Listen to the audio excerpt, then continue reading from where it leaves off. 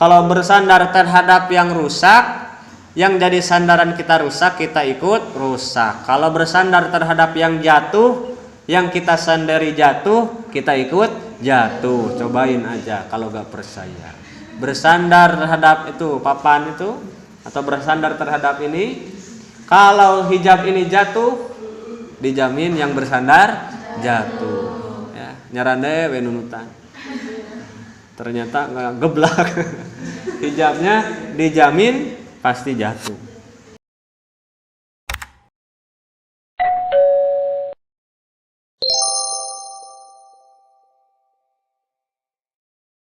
Assalamualaikum warahmatullahi wabarakatuh. Waalaikumsalam warahmatullahi wabarakatuh. Bismillahirrahmanirrahim. Ila hadratin Nabi Mustafa Muhammadin sallallahu alaihi wasallam wa ala alihi washabihi ajmain. Warwahil ulama al-amilin al-muslimin wal mukhlisin wal mufassirin wal muhaddithin wa sayri salat wa sufiyat khususan ila ruhi Syekh Muhammad Al-Khudari. Nafa'ana Allahu bi'ilmihi. Syai'ulillahi lahumul Fatihah. A'udzu billahi minasyaitonir rajim. Bismillahirrahmanirrahim. Alhamdulillahi rabbil alamin arrahmanir rahim maliki yaumiddin. Iyyaka na'budu wa iyyaka nasta'in. Ihdinas siratal mustaqim. Siratal ladzina an'amta 'alaihim ghairil maghdubi 'alaihim waladdallin. Bismillahirrahmanirrahim. Alhamdulillahilladzi anzalas sakinata fi qulubil mu'minina wal muslimin wal mujahidina sabirin.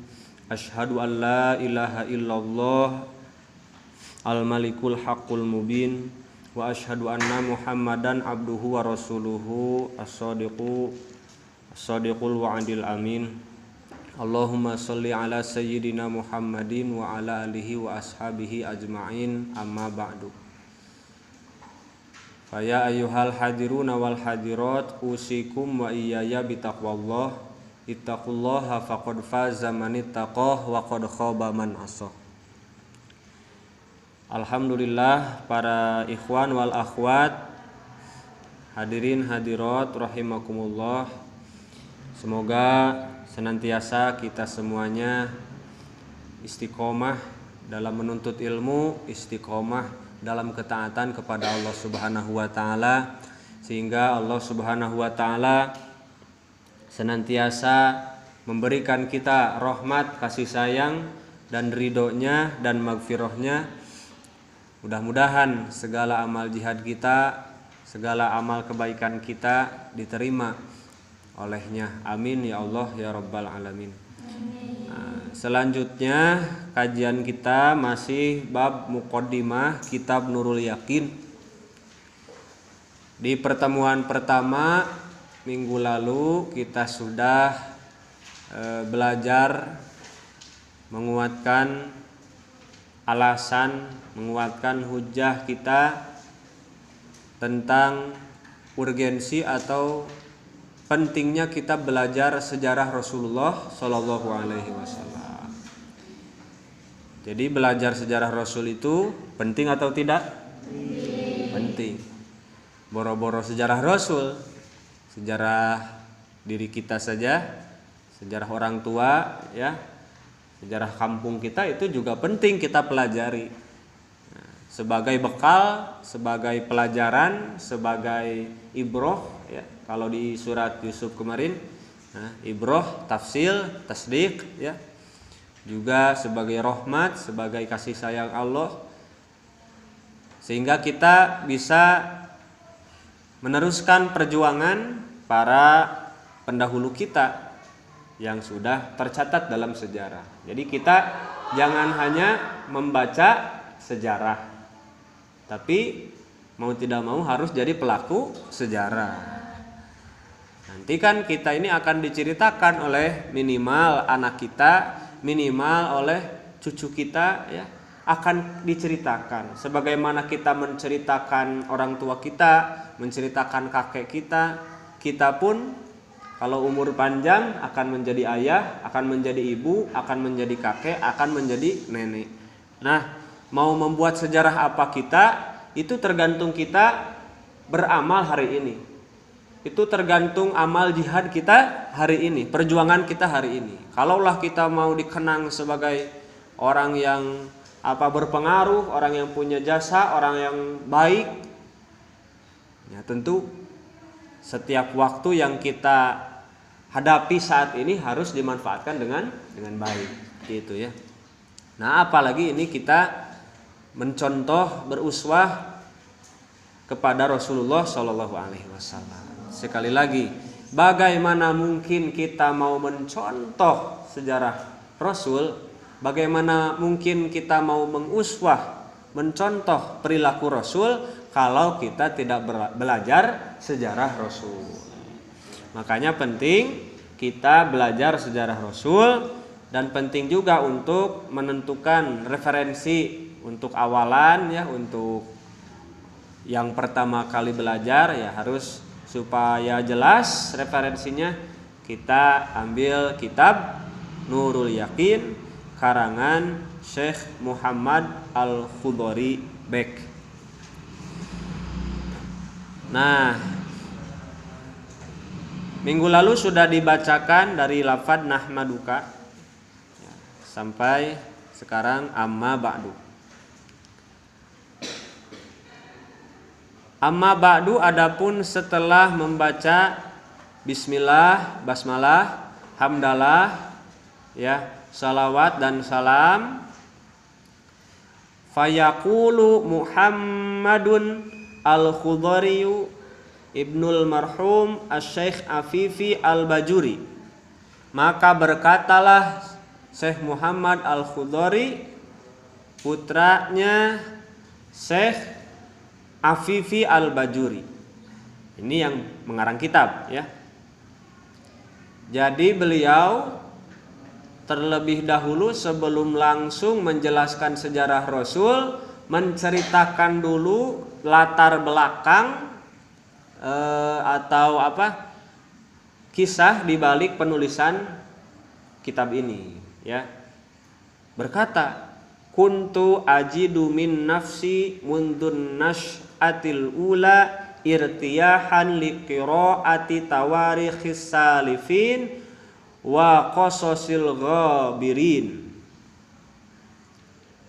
Kuntu ajidu min nafsi, kuntu telah ada saya ini ya, ajidu menemukan, min nafsi dalam diri saya.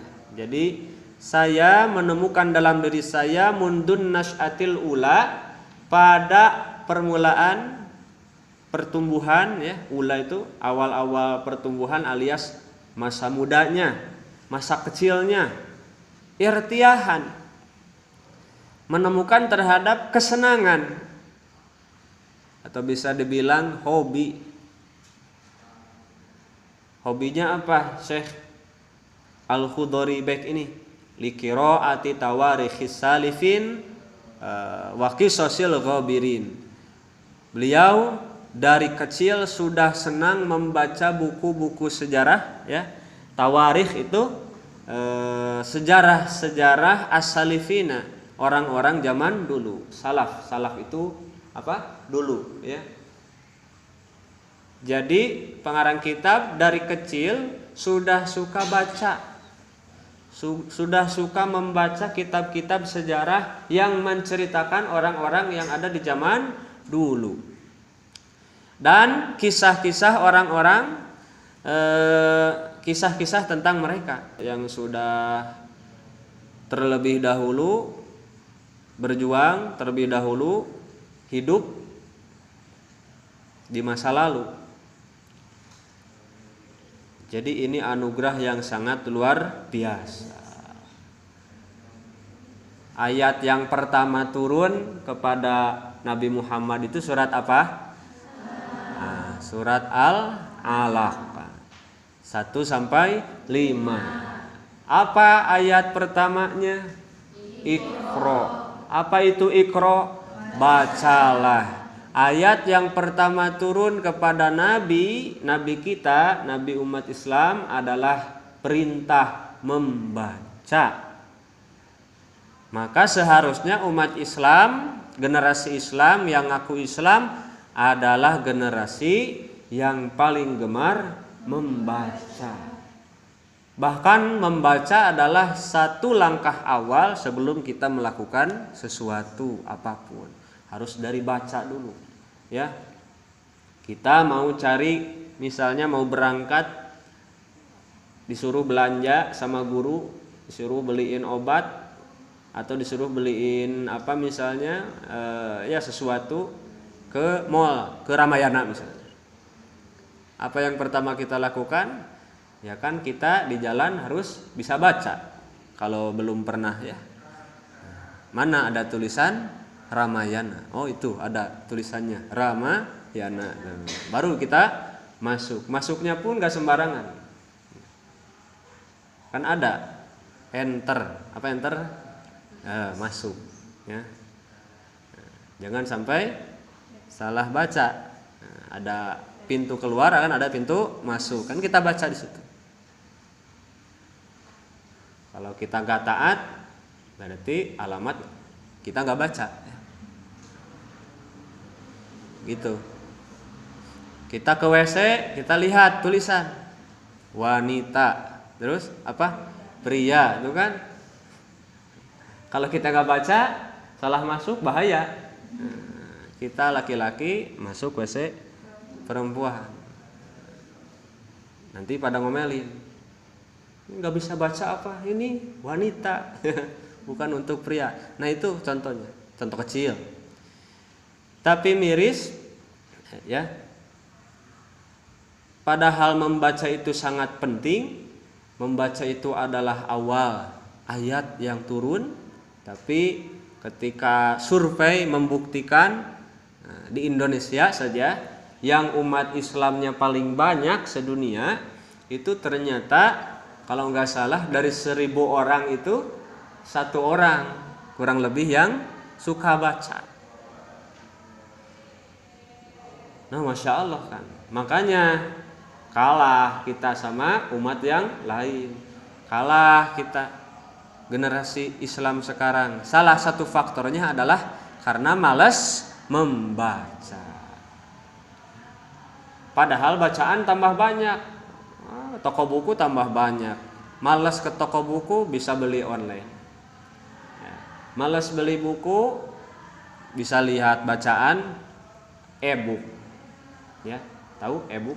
Ditulisnya e-book. Buku elektronik. Itu istilah singkatan elektronik, electronic book. Nah, buku yang dibuka lewat HP atau lewat laptop. Jadi gak usah beli yang fisik seperti ini. Gitu. Sekarang mudah mau membaca apapun mudah. Tapi ya masalahnya malas itu. Malas. Makanya kalau kita dikasih suka baca itu adalah anugerah yang luar biasa. Kalau mau sukses jangan minta duit, minta modal, minta uang.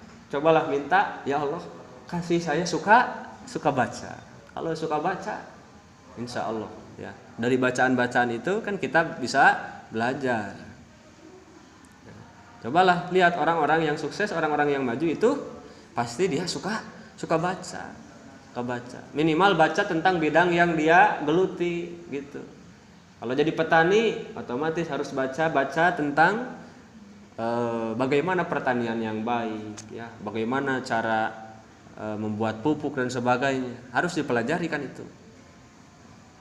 Nah, supaya betul-betul punya landasan ilmiah. Nah, Syekh siapa ini?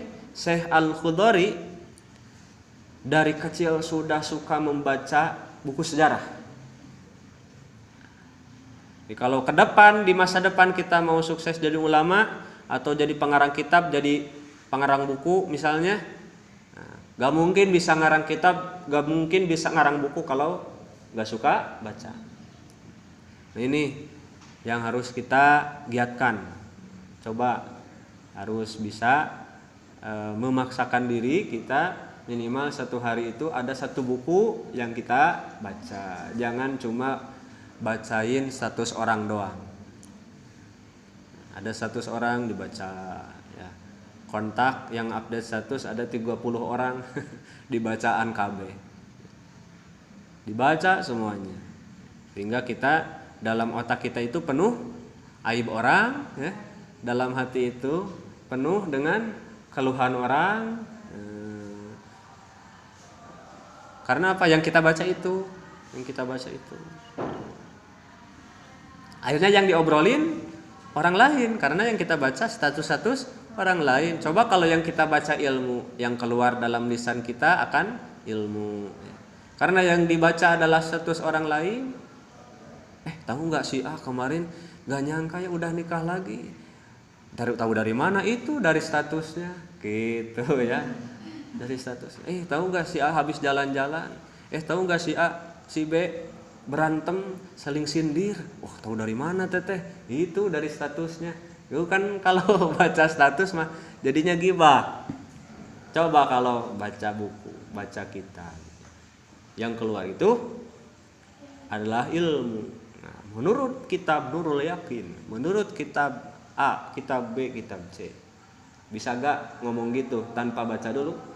Nggak bisa, harus baca dulu. Ya. Kalau ada yang nanya misalnya, Neng, ibu teh lupa rukun sholat itu berapa? Nah, nggak bisa kita jawab kalau belum pernah baca.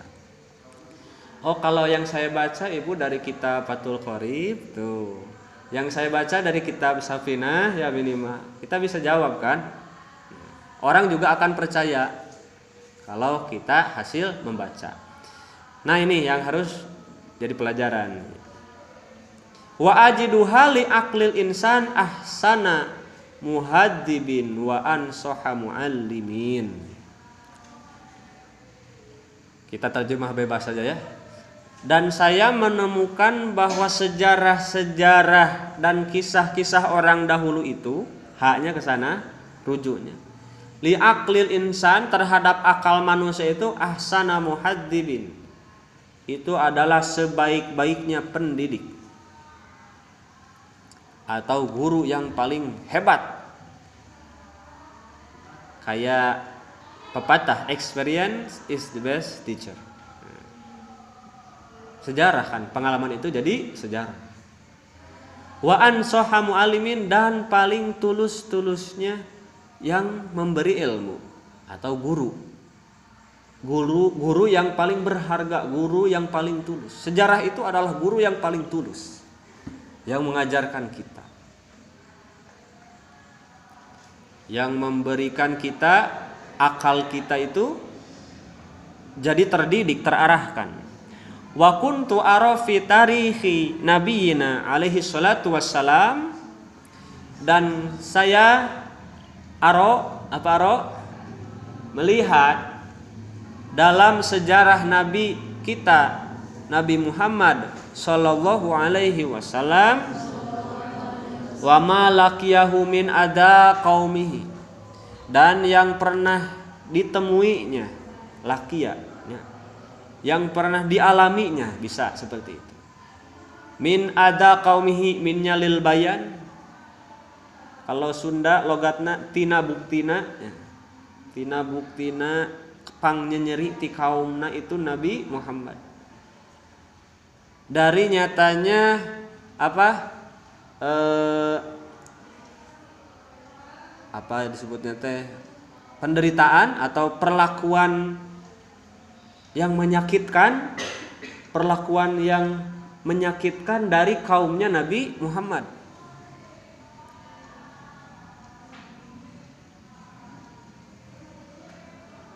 Jadi kata pengarang kitab, saya sudah melihat dalam sejarah bagaimana Nabi Muhammad, sejarah beliau, dan apa yang beliau temui, yang Rasul temui ketika berdakwah. Beliau bertemu dengan perlakuan yang sangat menyakitkan dari kaumnya. Hinama da'ahum ilal haq, ketika Nabi mengajak kaumnya ilal haqqi, terhadap hak, ternyata tidak mulus, ternyata tidak mudah, tidak gampang. Allah memberikan tantangan berupa adza qaumihi, perlakuan jelek, perlakuan menyakitkan dari kaumnya. Nabi disebut apa?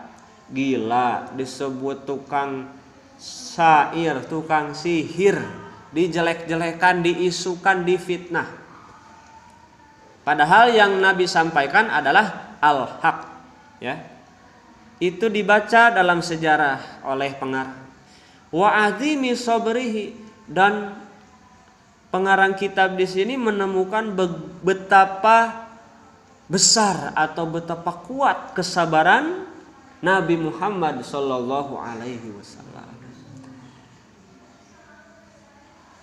Berdakwah, menyampaikan hak dengan harapan menerima kaumnya terhadap hak tersebut sehingga bisa selamat tanpa mengharapkan imbalan apapun, tapi yang diterima malah kata-kata kasar dari kaumnya. Malah Kanjeng Nabi pernah dilempar batu, dilempar kotoran, dilempar pasir, diludahi. Naudzubillah. Tapi Nabi Muhammad begitu sabar, ya. Nabi kita Nabi Muhammad, panutan kita Nabi Muhammad. Berarti kalau ada masalah apapun, ya, yang harus jadi guru terbaik kata pengarang ini, ya. Kalau kita menghadapi kata-kata kasar dari orang, kalau kita menghadapi perlakuan jelek dari orang, bagaimana cara menghadapinya? Maka tanya kepada guru terbaik. Siapa guru terbaik? Yaitu Nabi Muhammad, alias baca sejarahnya. Bagaimana sikap Nabi terhadap orang-orang yang memusuhinya? Itu kan harusnya jadi uswah. Bagaimana sifat Nabi? Sikap Nabi sabar. Sabar. Sementara kita kalau ada yang curhat, sakit hati sama si A, sama si B. Kenapa neng nangis? Sakit pokoknya hati. Sabar neng. Maga ngerasain, kan gitu. Malah jawab kan ya. Disuruh sabar kita kadang balik ngehujah. Kita susah kalau disuruh sabar tuh. Malah balik-balikin. Kamu mah bisa ngomong gitu gak ngerasain apa yang saya rasain. Sabar itu ada batasnya. Batas siapa? Sabar ada batasnya. Ada dalilnya sabar ada batasnya? Enggak ada. Kita yang membatasi sendiri itu. Itu mah dalil bikinan kita. Betul enggak? Sesakit apa sih kita? Semenderita apa kita? Dibanding dengan penderitaan dan kesakitan yang dirasakan oleh Nabi Muhammad. Ada yang dakwah terus langsung diusir? Enggak. Kita mah paling diomongin doang, ya. Sakit hati itu paling karena omongan. Betul enggak? Pulang ke kobong nangis, nyuri hati ku si teteh eta. Diomongkeun gitu, dicarekan. Gara-gara itu saja kita sudah hilang kesabaran. Isu kena kabur di kobong. Kenapa neng pulang? Sakit hati sama pengurus katanya gitu. Ya, siapa nabimu? Siapa rasulmu? Maka ketika menghadapi adza qaumihi, Nabi itu sangat bersabar. Tapi ya sabar itu bukan diam. Sabar itu bukan diam. Aya nu nyabok sabar, aya nu ngahina sabar. Gering oge sabar. Neng ieu telanong. Ini minum obat nih, minum obat nih. Minum obat biar sembuh. Enggak, kata Pak Ustadz juga harus sabar. Sabar itu bukan gitu, ya. Sabar itu, lihat Rasul, hatta hajaro autonahu wabila dahu. Sehingga Rasul meninggalkan Auton itu ya tanah kelahiran, kampung-kampungnya, wabila dahu dan negeri-negeri Nabi. Jadi sabar itu ya berusaha tapi tanpa ngeluh. Sabar itu ketika menemui kesulitan, menemui musibah, dia tidak mengeluh, dia terus bergerak mencari solusi, dia terus bergerak mencari jalan keluar dari masalah. Itu sabar. Yang jadi masalah ini ngeluhnya itu. Kalau ngeluh apalagi kepada manusia, itu berarti tidak sabar. Tapi ketika ada masalah, ya terus bergerak.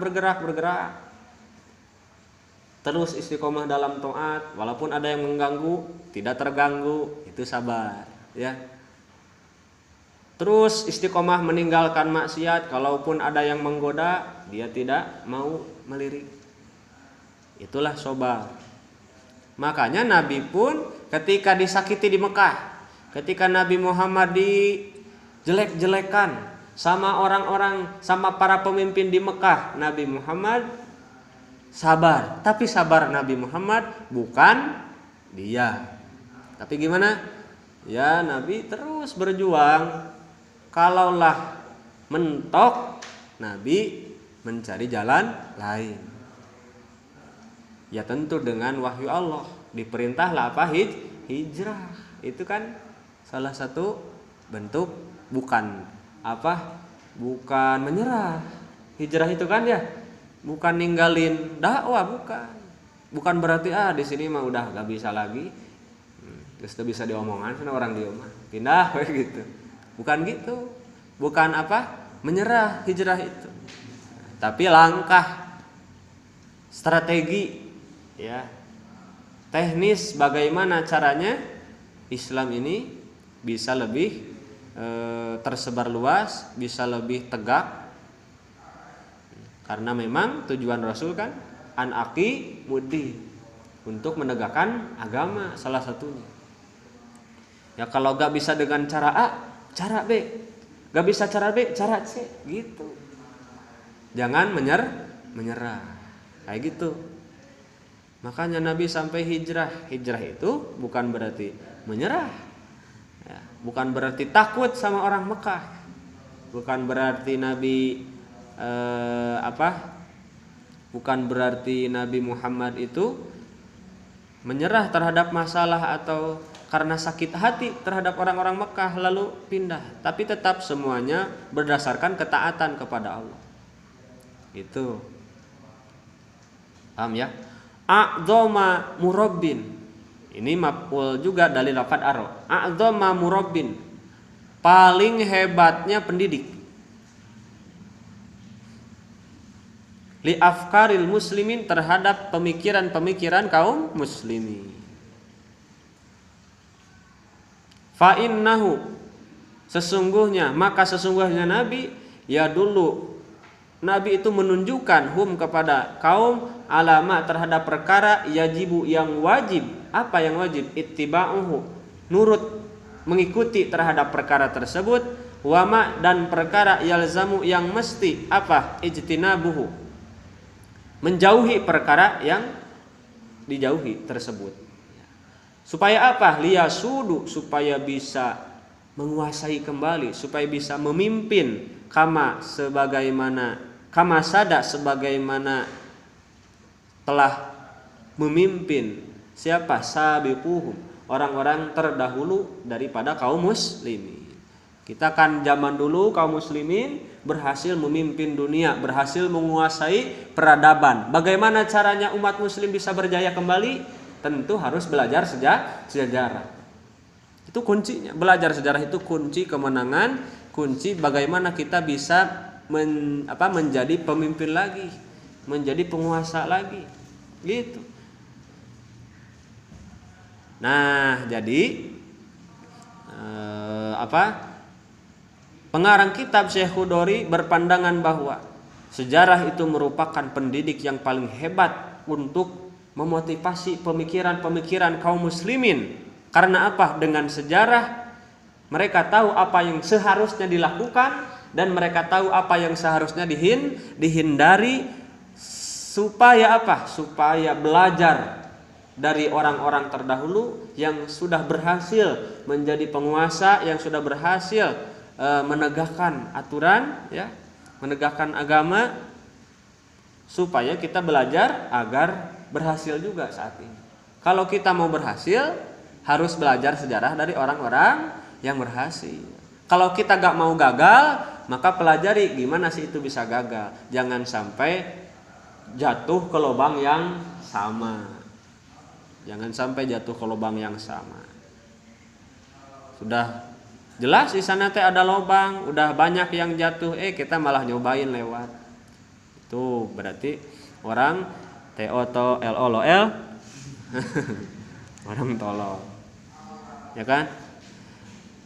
Wa khususon ma yata'allaqu bil hukami.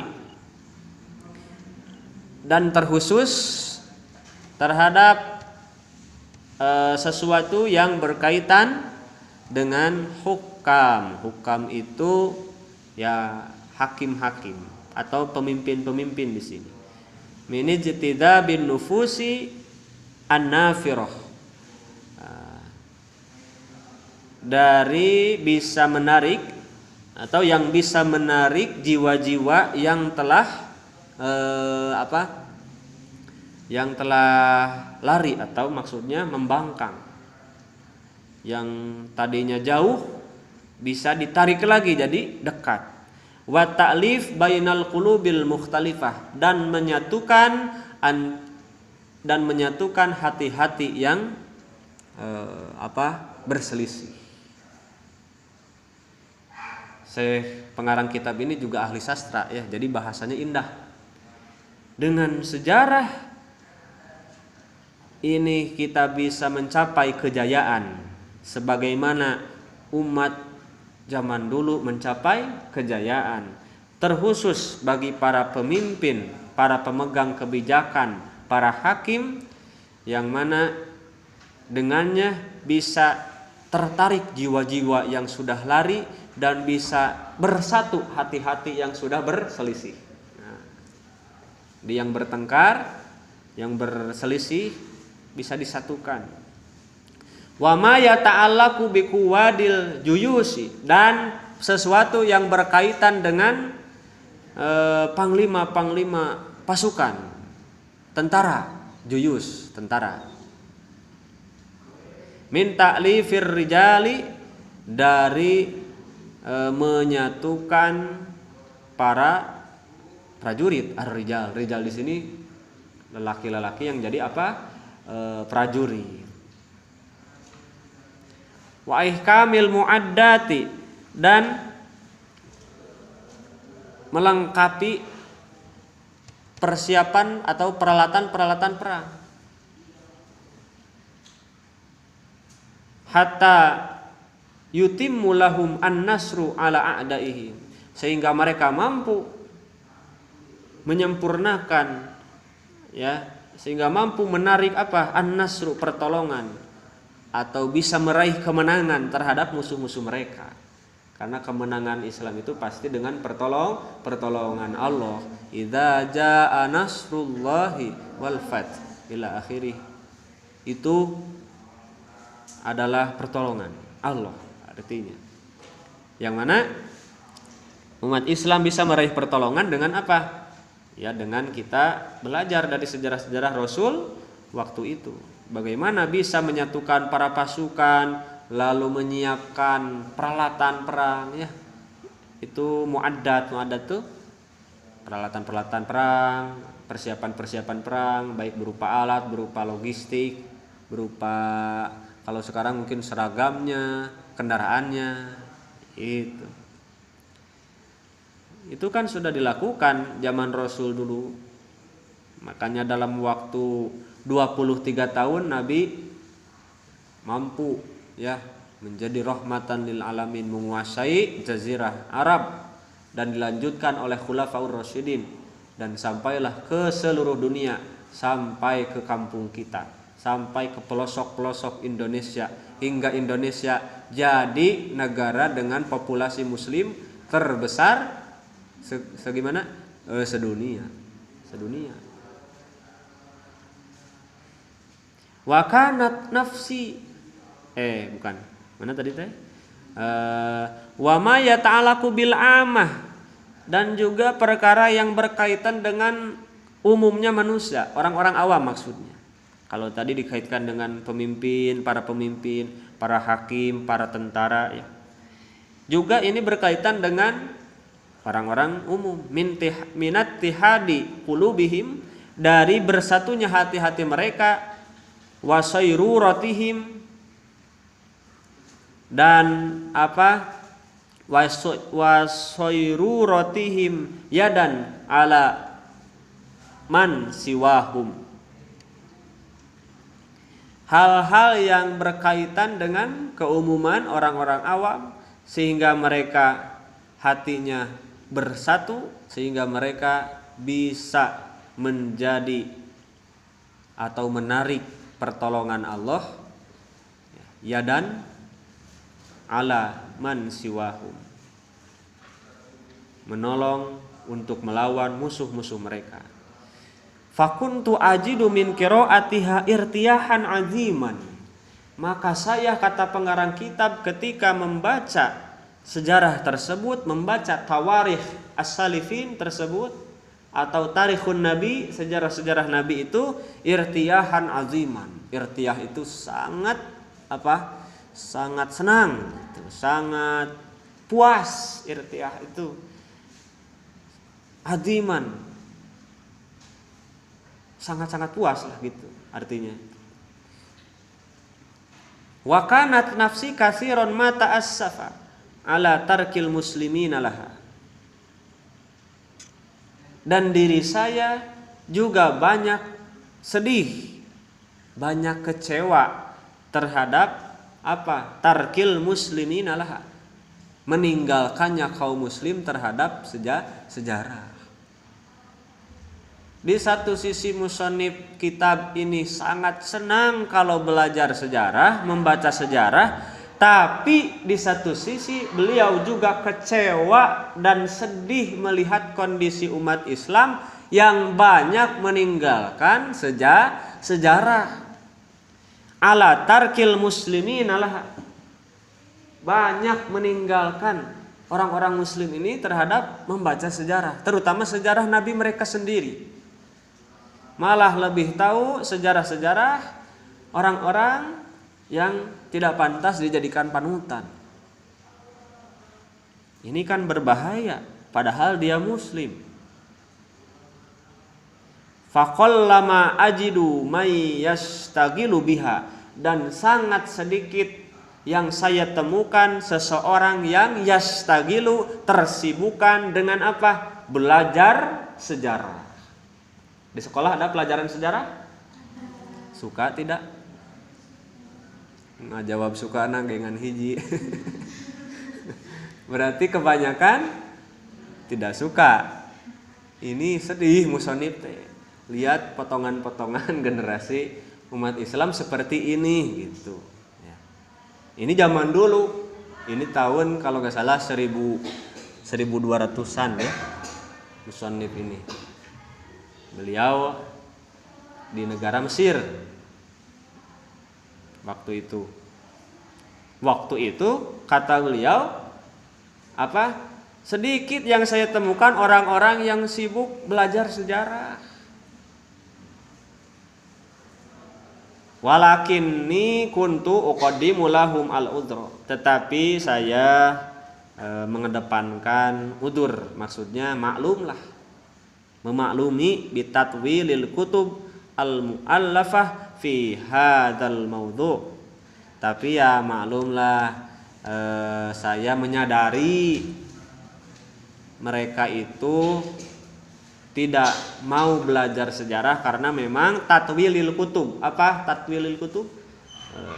Panjangnya kitab-kitab. Jadi kitab-kitabnya memang kalau zaman dulu panjang-panjang, tebal-tebal berarti ya.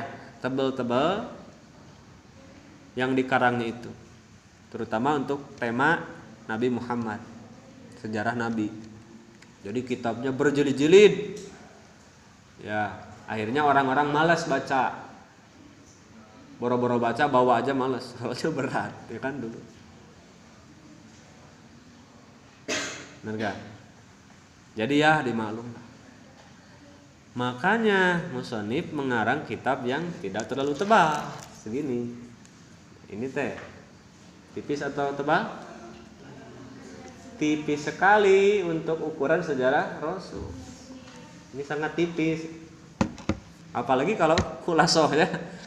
Yang tipis segini aja dibuat lagi apa? Khulasoh, ringkasannya lagi, diringkas lagi. Supaya apa itu teh? Supaya memudahkan. Atau gak bisa baca yang panjang, dibikinin yang pendek. Gak bisa baca yang pendek, yang lebih pendek dibikinin. Kalau tetap malas, innalillahi wa inna ilaihi raji'un. Udah jangan hidup lah. Macan nu ipis wae hoream nya. Cek kasarna kayak gitu. Masa udah dibikinin yang ringkas masih malas gitu kan? Orang lain mah ya ulama-ulama ini mengarang, mengumpulkan dari kitab-kitab hadis yang tebal-tebal, dari kitab-kitab sejarah yang tebal-tebal, dikumpulkan, dirangkum jadi kitab yang memudahkan kita untuk dipelajari. Kita gak usah pusing-pusing mau ngarang, kita tinggal baca dan pelajari. Nah, cuman itu penyakitnya apa?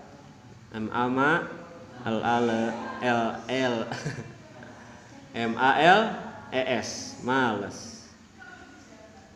Kaf sin lam, kaslun. Apa? Kaslun. Apa kaslun? Malas. Orang malas itu bisa menyebabkan kematian. Bener gak? Malas makan, ya kan? Orang malas itu boro-boro disuruh baca kitab, disuruh makan malas, jadi penyakit. Itu. Makanya ini harus kita berdoa, ya Allah, apa doanya supaya kita tidak malas? Salah satunya Allahumma inni a'udzubika minal kasali, ya, dari sifat malas. Itu intinya kita berdoa berlindung dari sifat malas. Terus gimana kata musannif falamma qadimtu madinatal mansurah jama'atni an-nawadi ma'a Mahmud bek Salim. Tatkala saya datang, qadimtu, tatkala saya tiba, saya datang Madinatul Mansurah, di kota namanya kota Al-Mansurah. Jama'at ni an-nawadi, mengumpulkan kepada saya, maksudnya saya dikumpulkan ya. Dengan siapa? Ma'a Mahmud bek Salim Al-Qadi. Dikumpulkan. Apa yang mengumpulkan? An-Nawadi. An-Nawadi itu seminar-seminarnya. Ma'a Mahmud bek Salim Al-Qadi. Banyak dipertemukan dengan Syekh Mahmud bek Salim Al-Qadi di Mahkamah Al-Mansurah. Qadi di Mahkamah Al-Mansurah Al-Mukhtalithah. Beliau menjabat sebagai qadi. Fawajadtu minhu ilman bidinihi. Dan saya menemukan beliau itu mempunyai ilmu dalam masalah agama.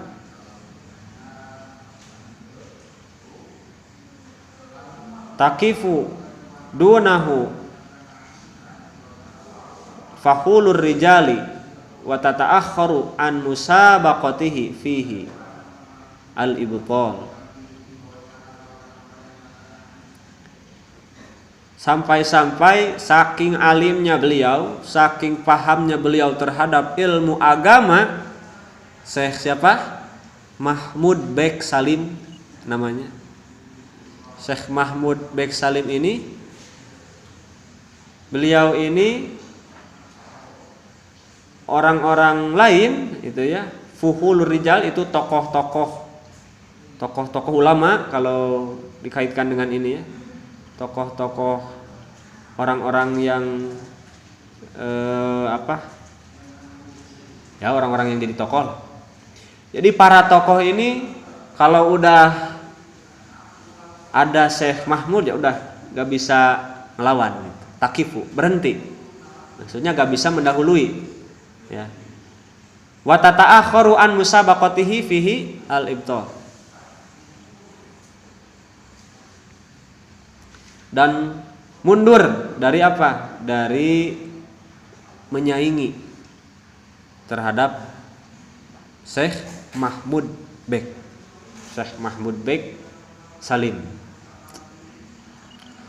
Faqallama tudau mas'alatun diniyatun illa wajadtuhu mubarrizan fiha mufassihan anil jawabi anha.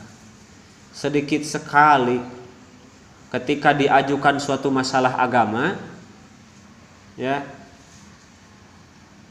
pasti beliau itu, saya menemukan beliau itu sangat unggul dalam memahami masalah agama tersebut, mufassihan anil jawabi anha, dan sangat fasih terhadap menjawab soal-soal yang diberikan kepada beliau.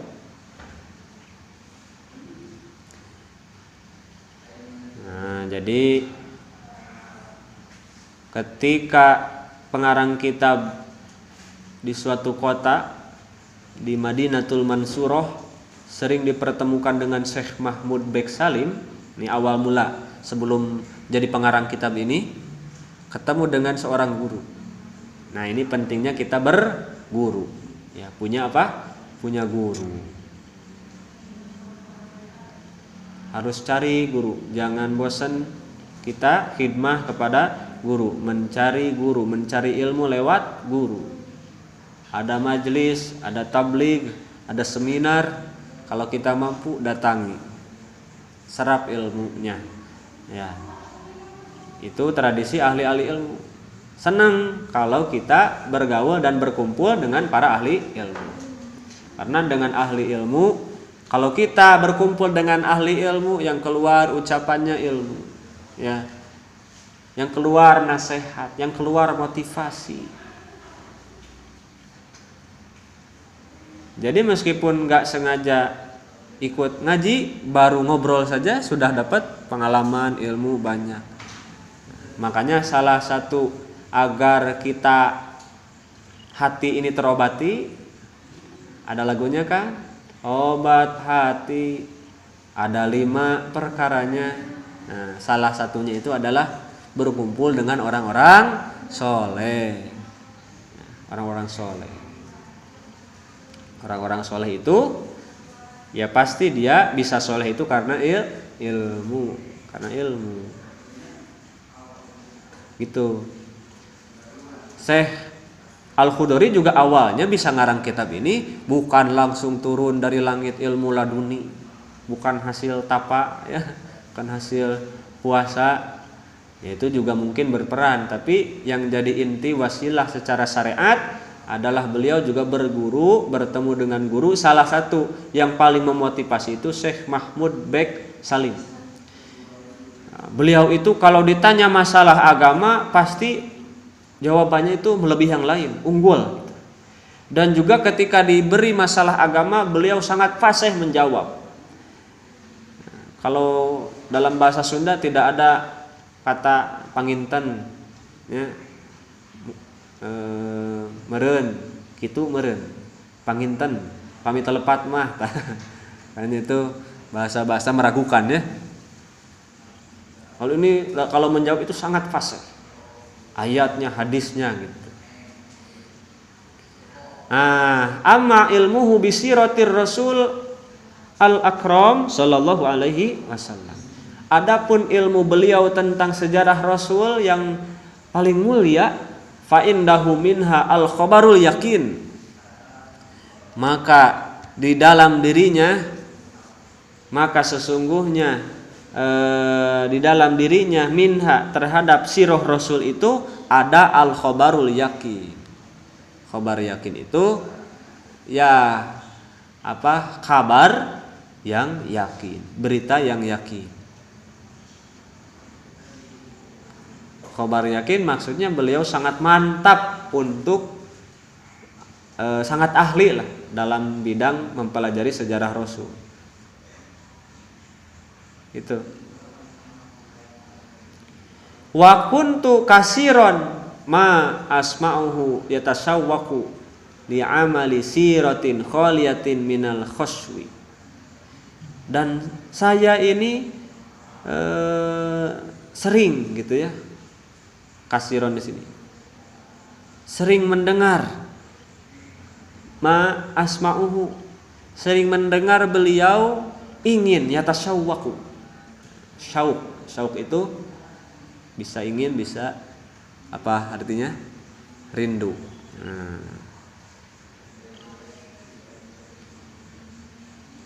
Beliau menginginkan li'amali siratin, untuk mengerjakan atau membuat suatu karya tulis tentang sejarah Nabi, kholiyatin yang kosong, minal khoswi, dari omong kosong, dari kesia-siaan. Maksudnya tidak bertele-tele gitu ya. Wa ta'qid, dan kerumitan. Jadi beliau sering mengungkapkan keinginannya. Apa keinginan beliau? Syekh siapa? Syekh Mahmud Bek Salim. Beliau ingin sekali membuat sejarah yang tidak bertele-tele, tidak susah ya, mudah untuk dibaca. Itu keinginannya.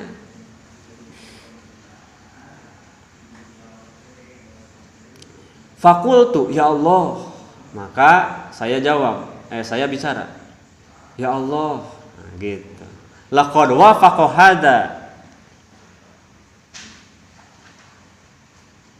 as-sayyidul karim ma fi nafsi. Laqad wafaqa, apa artinya? Telah sesuai. Kalau kata kita, wah cocok nih gitu. Cocok nih, saya juga sama punya keinginan yang sama dalam siapa? Dalam apa? Fi nafsi, dalam diri. Saya juga dalam diri saya pengen bikin kitab sejarah yang ringkas atau sejarah yang tidak bertele-tele, yang mudah dipelajari. Jadi di antara guru-guru mungkin kalau di sekolah juga, kalau yang masih sekolah atau yang kuliah kan ada nih, kalau dosen menjelaskan atau mengungkapkan sesuatu, kadang ya ada yang cocok, ada yang enggak di kita kan. Nah, ini contoh yang wah cocok nih guru ini dengan kita. Tapi bukan yang jelek-jelek ya. Kita mah cocoknya sama guru yang gak hadir biasanya. Sama guru yang malas juga. Ada kan di sekolah itu yang jarang hadir. Wah, cocok sana ku si bapak eta mah. Nah, tapi ini cocoknya, sesuainya itu dalam apa? Dalam keinginannya untuk membuat sejarah. Walakini kuntu ara fi azimati kusuron an taqanidi rugbatihi wa tatmimi amniyatihi.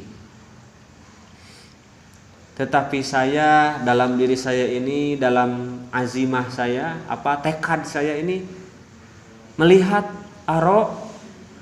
kusuron, banyak kekurangan-kekurangan. Kekurangan-kekurangan dari apa? Dari pelaksanaan untuk merealisasikan harapan Syekh Salim, Syekh Mahmud Bek Salim, dan untuk menyempurnakan cita-cita Syekh Mahmud Bek Salim. Jadi sudah cocok nih, sesuai. Saya juga mau bikin kitab, saya mau juga cita-cita pengen nulis kitab sejarah, karena saya dari kecil sering baca buku sejarah. Tapi saya awalnya masih kurang pede karena banyak kekurangan ya, banyak keterbatasan untuk membuat sejarah tersebut, untuk merealisasikan harapan tersebut, dan untuk menyempurnakan cita-cita tersebut. Fa innal maqama azimun wa su'ubatuhu a'dham. Karena sesungguhnya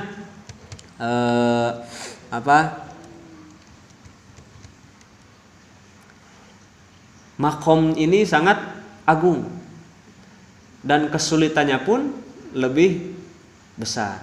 Jadi ini adalah pekerjaan besar, kesulitannya pun pasti besar gitu maksudnya.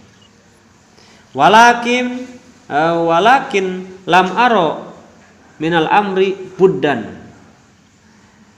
Tetapi saya tidak melihat dari sesuatu itu terhadap buddan, terhadap pilihan.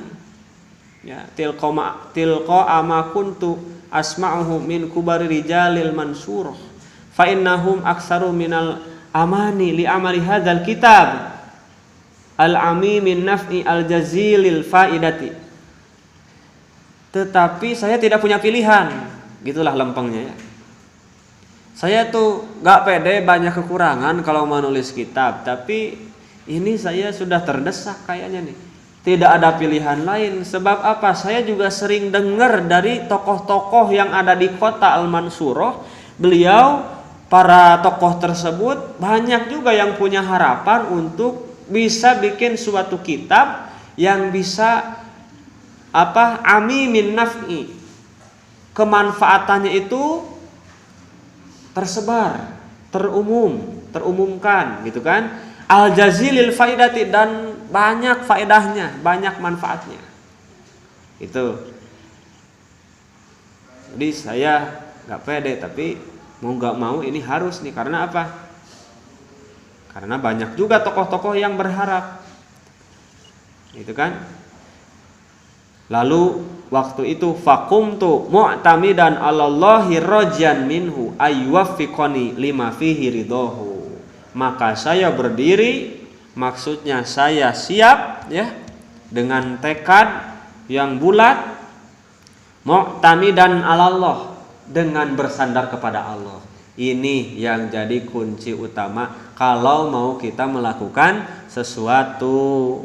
Mu'tamidan 'alallah, kita harus bersandar kepada Allah. Dengan bersandar kepada Allah, harapan kita akan terwujud. Allah tidak akan PHP, tidak akan jadi pemberi harapan palsu. Allah mah gak kayak orang, gak kayak manusia. Kalau kita berharap dan bersandar kepada manusia, pasti banyak kecewanya, pasti banyak sedihnya, sakit hatinya.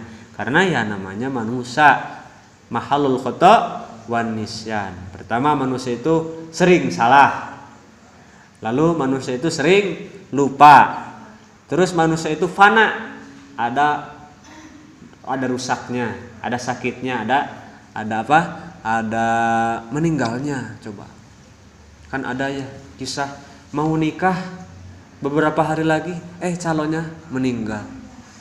Sedih nggak? Wah, sakit hati tuh. Undangan udah disebar, hati udah berbunga-bunga, bayangan udah kemana-mana ya kan, orang yang mau nikah itu. Tapi ternyata calonnya, naudzubillah, calonnya meninggal dunia, sakitlah. Makanya pentingnya kita bersandar kepada Allah. Atau calonnya masih hidup, tapi PHP kayak tadi. Tenang neng, AA janji akan datang tanggal 6 bulan 6 2026 tentunya. Tanggal cantik. Tapi ternyata kita udah nunggu, kalau dari sekarang berarti 3 tahun, ternyata dia malah ngirim undangan mau nikah sama cewek lain. Wah, bagaimana perasaan kita? Sakit hati. Makanya mu'tamidan 'alallah, i'tamid 'alallah, bersandar kepada Allah. Kalau bersandar terhadap yang rusak, yang jadi sandaran kita rusak, kita ikut rusak. Kalau bersandar terhadap yang jatuh, yang kita sandari jatuh, kita ikut jatuh. Cobain aja kalau gak percaya. Bersandar terhadap itu papan itu, atau bersandar terhadap ini, kalau hijab ini jatuh, dijamin yang bersandar jatuh ya. Nyarane we nunutan, ternyata nggak geblak. Hijabnya dijamin pasti jatuh. Tapi kalau bersandar kepada Allah, Allah tidak pernah jatuh, Allah tidak mati, Allah tidak rusak, ya pasti tidak akan kecewa. Makanya musonif juga bukan sayalah siap, saya bisa. Terlebih dahulu sandarkan dulu terhadap Allah. Ya, mu'tamidan Allah. Rojian minhu, berharap kepada Allah. Tuh, rojian minhu. Bari berharap sambil berharap kepada Allah. Supaya apa? Ayuwaffiqoni, Allah menolong saya lima fihi, terhadap perkara yang ada di dalam diri saya, dalam niat saya, ya, supaya memberikan apa? Ridhohu. Maksudnya dalam pengerjaan mengarang kitab ini supaya diridhoi Allah, gitu. Ini yang sering lupa, yang banyak manusia lupakan, yang banyak manusia yang saat ini banyak galau, banyak sedih, banyak ngeluh, itu karena mengharap dan bersandar kepada selain Allah. Mereka itu hanya meminta tolong hanya kepada manusianya saja, lupa untuk meminta tolong terhadap Allah. Padahal di dalam janji, di dalam surat Al-Fatihah, ya, di dalam pernyataan yang dibaca setiap rakaat sholat ada lafaz iyyaka na'budu wa iyyaka nasta'in. Hanya kepadamu kami memohon pertolongan. Iyyaka nasta'in. Oh kalau gitu gak boleh meminta tolong kepada orang. Sebelum ke orang, ke Allah dulu. Karena apa? Kalau Allah gak menggerakkan hati orang untuk menolong kita, maka orang tersebut tidak akan mau menolong. Kalau Allah tidak menggerakkan, memampukan orang tersebut untuk menolong kita, meskipun dia mau tapi tidak mampu, maka kita tidak akan tertolong. Paham?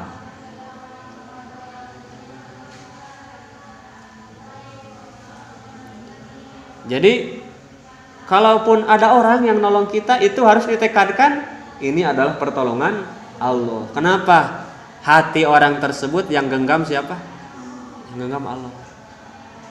Gitu. Kita misalnya mau minta bantuan ke siapa? Ya Allah, tolong saya. Gerakan hati dia untuk menolong saya. Tahu yang paling hebat udah aja pasrahkan kepada Allah. Nanti Allah kasih kejutan, ada orang yang datang menolong kita, ya. Asal jangan kayak orang yang ada kisahnya tuh siapa? Ada orang zaman dulu dia berdoa, kisah anekdot ya, kisah anekdot. Ada orang dia berdoa ketika banjir. Jadi waktu itu dia banjir, banyak air, hujan deras, terus ada sungai meluap, banjir bandang, sehingga rumahnya itu terkeum. Tenggelam rumahnya, ya.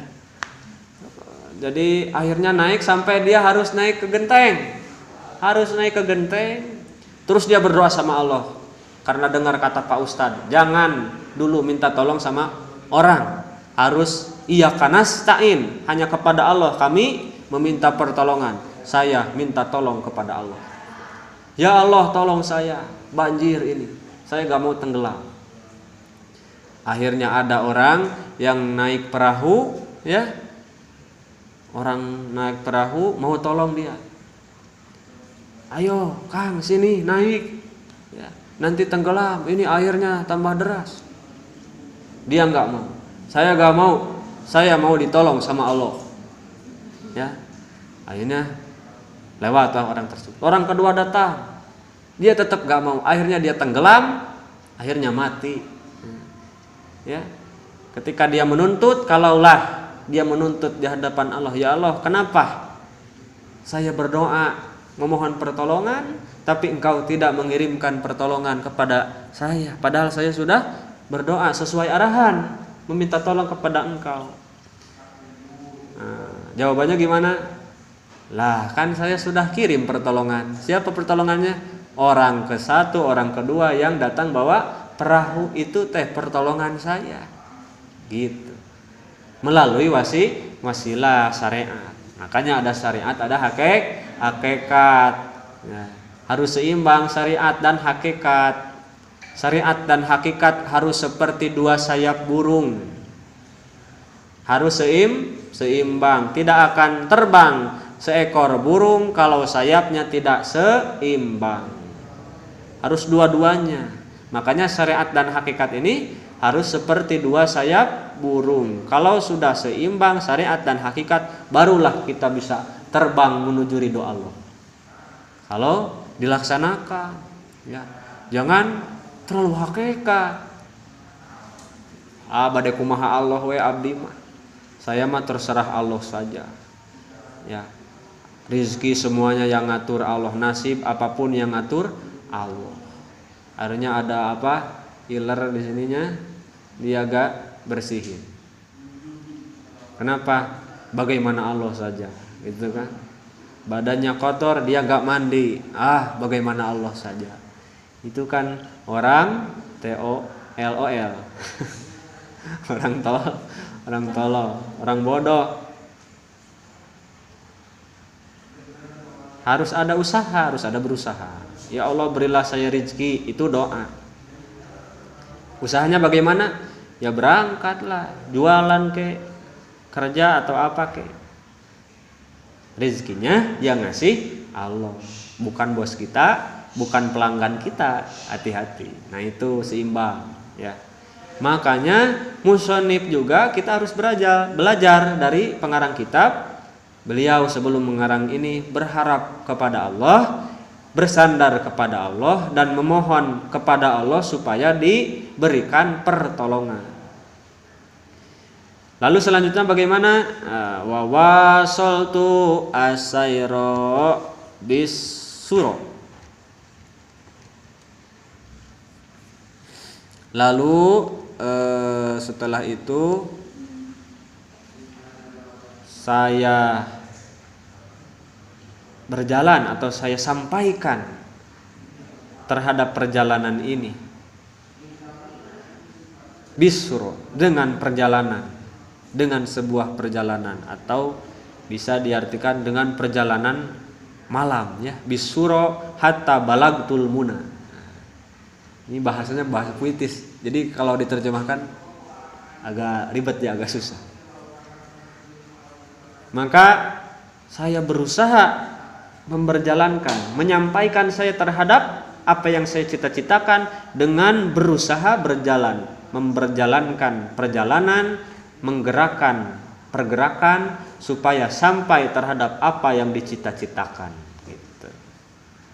Faja'a bihamdillahi sahlun, maka datanglah dengan memuji kepada Allah apa? Sahlun. Apa itu sahlun?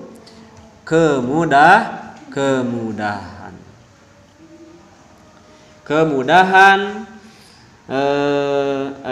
Idofat ya.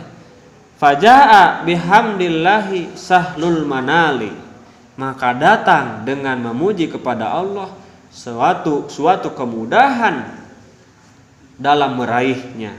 Adbul mauridi, manis dalam sumbernya. Tantafi'u bihi al-amatu, bisa memberi atau bisa mengambil manfaat terhadapnya siapa? Al-amah, orang-orang umum, orang-orang awam. Wa tarji'u ilaihi al-khosoh, dan bisa menjadi rujukan bagi orang-orang yang khusus. Bagi orang awam bisa mengambil manfaat, bagi orang-orang khusus itu ya kalangan orang ahli ilmu, akademisi, ya, bisa dijadikan bahan kajian. Kalau orang awam, bagaimana cara mengambil manfaat? Ya hadir dalam majelisnya ngebahas kitab ini, dia dapat manfaat. Karena apa? Karena bersandar kepada Allah, berharap kepada Allah, dan meminta tolong terhadap Allah. Maka beliau pun dimudahkan dalam perjalanannya, sehingga apa? Sehingga mudah meraihnya. Kita pun kalau mau dapat ilmu manfaat seperti itu, harus berusaha. Jangan cuma berdoa, tapi ada berusaha. Kita berdoa harus Doa bagaimana cara mendapat ilmu manfaat. Allahumma inni as'aluka ilman nafi'a wa rizqan thayyiba wa amalan mutaqabbala. Itu harus berdoa tiap hari pagi dan petang. Tapi harus berusaha. Bagaimana bisa dapat ilmu manfaat? Kerjaan tidur. Bagaimana bisa dapat rezeki? Kerjaan jadi pengacara. Apa pengacara? Pengangguran banyak acara. Bagaimana bisa dapat amal yang diterima? Amalnya aja enggak. Ya, disuruh amal malas, disuruh kerja malas. Nah, makanya ada doa, ada usaha. Makanya jadilah kitab ini. Gitu. Sumbernya dari mana kitab ini? Wa qad kana mauridi.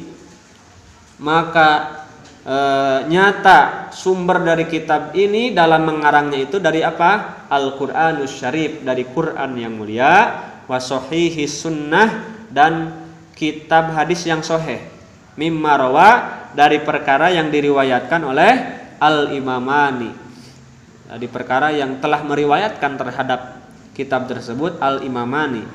Siapa imamani? Ada badal setelahnya atau ada penjelasan setelahnya, Al-Bukhari wa Muslim. Imamani dalam ilmu sunnah atau ilmu hadis adalah Imam Bukhari dan Imam Muslim. Imam Al-Bukhari dan Imam Muslim. Bukhara ya, nama kota di Uzbekistan kalau sekarang. Walam akhruj anhuma illa fima la budda min tafhimil ibarat. Dan saya tidak keluar dari dua hal tersebut, dari Quran dan dari kitab hadis sahih Imam Bukhari dan Imam Muslim. Saya nggak keluar, kata pengarang kitab, kecuali sesuatu yang memang harus keluar. Misalnya perlu memahami ibarat-ibarat atau penjelasan-penjelasan. Makanya selain Al-Quran dan kitab sahih, fakana yusaiduni, telah membantu saya siapa atau apa? As-Syifa, kitab As-Syifa. Ayat Syifa, ayat As-Syifa itu karangan Qadiyad, atau kitab As-Sirah Halabiyah, dan kitab Mawahib Al-Laduniyah karangan Imam siapa itu? Al-Qastolani, dan kitab Ihya Ulumuddin karangan Imam Al-Ghazali. Nah itu. Jadi dari referensi-referensi tersebut dikaranglah kitab ini. Hada wa as'alullaha min faidi fadlihi ayyuwaffiqa a'immatana wa umara'ana lil iktida'i bi sayyidina wa maulana Rasulillahi sallallahu alaihi wasallam. Maka dengan ini saya memohon, saya berdoa, saya meminta kepada siapa? Kepada Allah. Karena tadi hanya Allah tempat meminta. Saya meminta kepada Allah min faidi fadlihi, dari limpahan kemurahannya, dari limpahan karunia-Nya, supaya ayyuwaffiqa, supaya memberikan taufik kepada siapa? A'immatana, kepada para pemimpin kami, para pemimpin kita, wa umara'ana, dan para pemerintah-pemerintah kita, lil iqtida'i, supaya mengikuti, supaya beriktidak, berqiyadah terhadap apa? Terhadap nabi kita, pimpinan kita, junjunan kita, sayyidina wa maulana Rasulillahi sallallahu alaihi wasallam. Amin ya Allah ya rabbal alamin.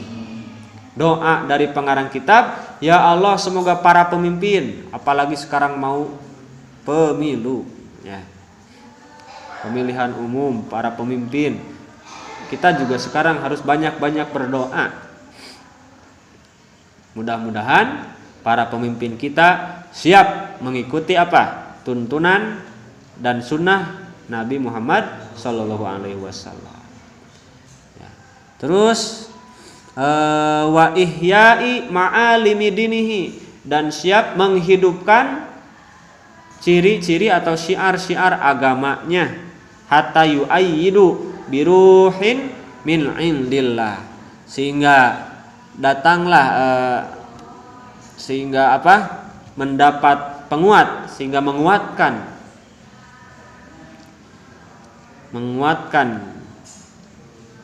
terhadap orang-orang tersebut, yu'ayyadu mungkin ya, hatta yu'ayyadu, sehingga dikuatkanlah mereka para pemimpin dengan ruh dari sisi Allah Subhanahu wa taala, mendapat semangat dari Allah. Wa qad ana an-nasra'a fima qasadnahu musta'inina bihaulillah. Maka sudah tiba saatnya, itu kalau terjemah bebasnya, maka telah nyata sekarang kami untuk memulainya, ya, terhadap apa yang kiatu. Maka telah tiba saatnya kami untuk memulai an-nasra'a fima qasadnahu, untuk memulai apa yang kami maksud dengan memohon pertolongan terhadap Allah Subhanahu wa taala. Ini muqaddimah yang sangat luar biasa dari pengarang kitab. Dari muqaddimahnya saja kita sudah harus bisa mengambil beberapa ibrah. Apa? Sebelum saya ungkapkan, dari kalian dulu lah, dari para jamaah ikhwan akhwat sekalian, kira-kira yang kita dapat dari muqaddimah tadi apa saja? Satu,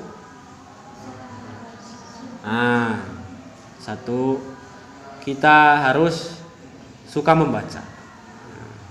Kalau belum suka, paksakan dulu, paksakan untuk membaca sejarah, membaca buku-buku sejarah, ya. Karena pengarang kitab juga bisa bermanfaat bagi orang lain. Mengarang kitab ini merangkum dari kitab-kitab yang banyak itu karena memang jadi hobi, ya, jadi kesenangan membaca itu. Ini yang mulai hilang dari umat Islam. Padahal ayat yang pertama turun adalah Iqra, ya, Iqra. Lalu apa lagi? Ayo.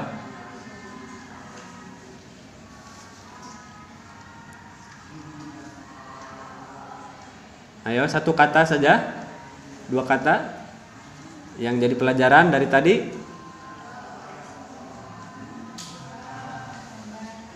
Sabar. Maksudnya gimana? Tadi ada kalimah, ya, bahwa pengarang kitab belajar dari kesabaran Nabi. Itu salah satu contohnya. Jadi bagaimana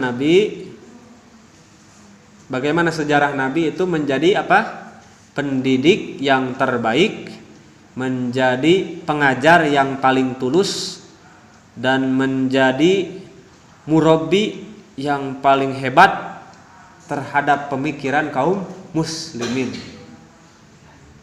Karena kaum muslimin di zaman manapun pedomannya tetap Al-Quran dan As-Sunnah, ya. Di zaman manapun tetap harus belajar kepada uswatun hasanah, yaitu Rasulullah Shallallahu Alaihi Wasallam. Karena sudah terwakili semuanya. Apa masalah kita pasti ada sejarahnya atau solusinya ketika kita membuka sejarah. Kita didolimi, oh Nabi pernah didolimi. Kita pernah dikata-katain kasar, oh Nabi pernah. Coba apa lagi? Kita difitnah, Nabi pernah. Ya, itu contohnya. Apalagi Nabi juga, dengan sejarah Nabi kita juga bisa apa saja? Bisa tahu kewajiban mana yang harus diikuti dan mana yang harus dijauhi. Terutama pedoman bagi para pemimpin, ya, bagi para hakim dan bagi para umumnya orang-orang awam juga sama, ya. Terus dari pertemuan beliau dengan Syekh Mahmud Bek Salim, itu pelajarannya apa? Kita harus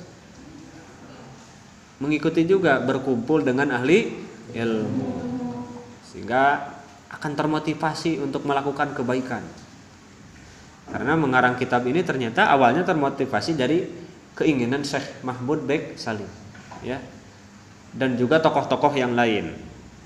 Pastikan kalau dalam seminar ilmu yang hadir juga para ahli ilmu itu. Lalu apalagi?